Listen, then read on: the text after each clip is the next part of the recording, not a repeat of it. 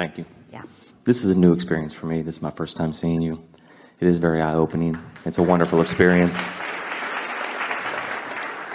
This can be a question for male or female, for men or women. It's just kind of a general question. I seem to manifest things into my life that are very positive and things that I love, and they come into my vortex. I manifested a very beautiful woman in my life that's very beautiful to the eye, but also through her soul. She's very beautiful. I love her, and I want her physically more and more and more all the time. But how do I get her to see that she manifested me into her life and that she wants me just as much as I want her?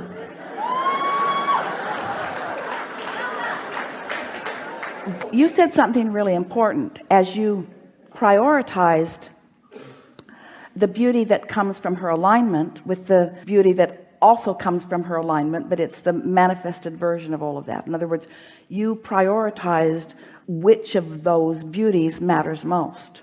So as you prioritize what you radiate to her, then you'll hook up on that level, and then it will be undeniable for her.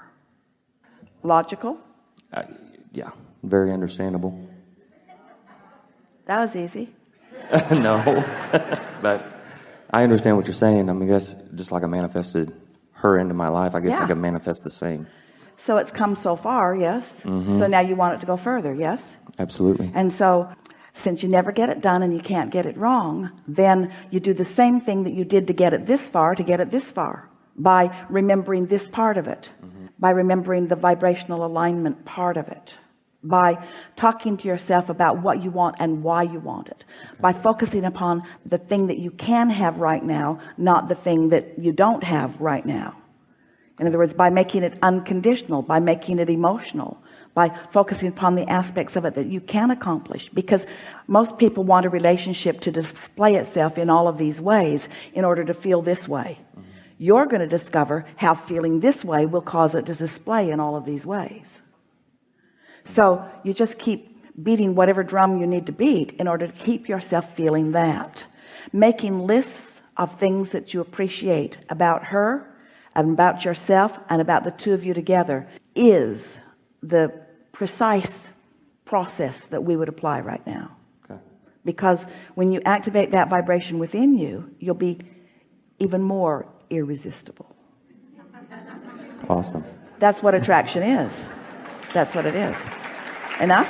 Thank you. Really good. Yeah. Take it easy. Oh my God. I just want to first thank Esther for your life's work. It is miraculous and amazing, and we're all in this together, aren't we? yes, we are. Yeah. A lot of my questions have been answered, of course, already. I've been checking them off my list, been making the list for over a month and connecting with you before this physical connection, and I just love it all.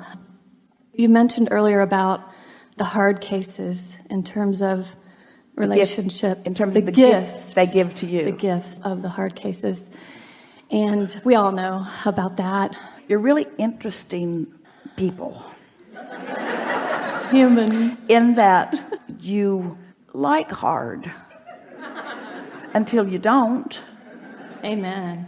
In other words, you really like to sharpen your skills. You like to become adept. You like to become precise. You like to become expanded and evolved. But it is so interesting that you're so willing to do it the hard way and make the easy way the hard way.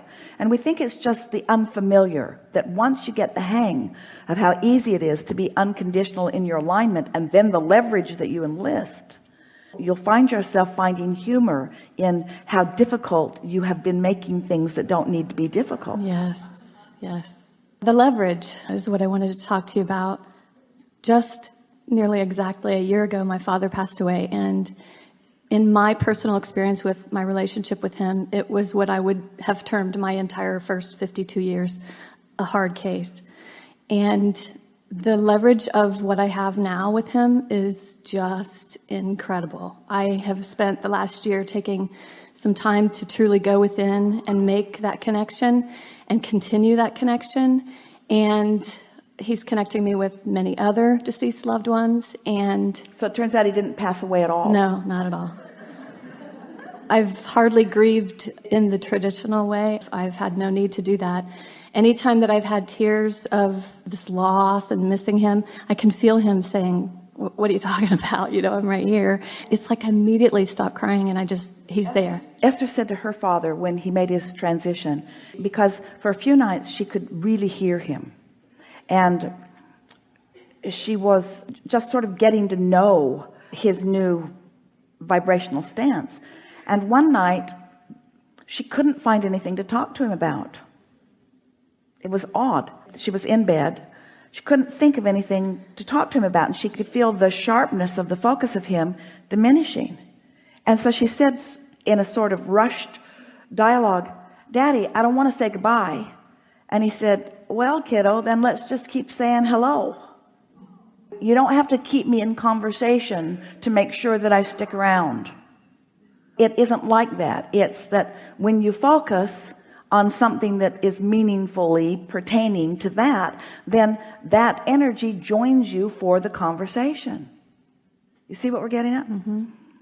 Esther's been catching these glimpses of really understanding path of least resistance and really understanding the unconditional part of it, the unconditional, the finding the feeling of it, the finding the vibration of it, feeling the comfort of it, the satisfaction of it, the well-being of it. And then she catches these little glimpses where the whole world is doing what she's doing. They've found this way to be in alignment, and then law of attraction just matches you up in meaningful ways. You take a little ride with this one, a little ride with that one, a little ride with this one, a little ride with that one, but not ever one long ride with one consciousness. It's the path of least resistance. It's the hooking up with what is most significant for you here and now. And so these dearly not departed, they sort of weave in and out in those meaningful ways with you. And you're realizing that, aren't you? Yes. Yeah. So what I think we could all really benefit from right now is a conversation about how to blend that understanding of, this is a blend relationship. what understanding? The understanding of this relationship that I have with my father and others, that leverage. It's blissful. It's pure positive energy. It's love. It's beyond anything that I don't know if we ever could have had it here and now. But I want you are having it here and now. Yes, I'm talking about in physical relationships here and now. Like, can we draw from that? I don't know. Well, maybe not, but who cares? Are you saying that you want another physical being to provide for you what the non-physical is providing? And the question is why? No, I want to blend the physical relationships that are here and now in the way that I feel like I have with that leverage, with that connection with non-physical. But why? That's like saying there's this really great place that I go to eat, and over there it's different, but I want over there to be just like this really great place that I go to eat. And we say, just go over there and eat. Don't need everything to be everything.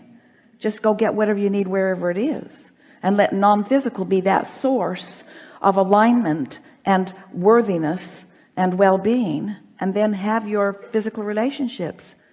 In fact, that's the thing that has most gone wrong with people who are unhappy, is that they're trying to get the humans to do something that non-physical is there to do.